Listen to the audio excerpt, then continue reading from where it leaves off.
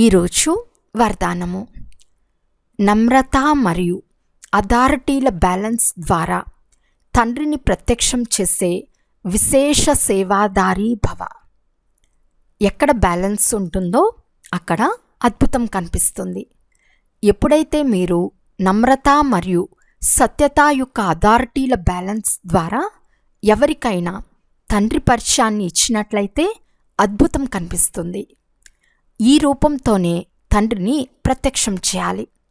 మీ మాటలు స్పష్టంగా ఉండాలి, అందులో స్నేహం కూడా ఉండాలి, నమ్రత మరియు మధురత కూడా ఉండాలి, అలాగే సత్యత మరియు మహానత కూడా ఉండాలి. అప్పుడే ప్రత్యక్షత జరుగుతుంది. మాట్లాడుతున్నప్పుడు మధ్య మధ్యలో అనుభవం చేయిస్తూ ఉండండి. దాని ద్వారా లగన్లో మగన్ మూర్తిగా అనుభవం అవ్వాలి. ఇలాంటి స్వరూపంతో సేవ చేసేవారే విశేష సేవాదారులు.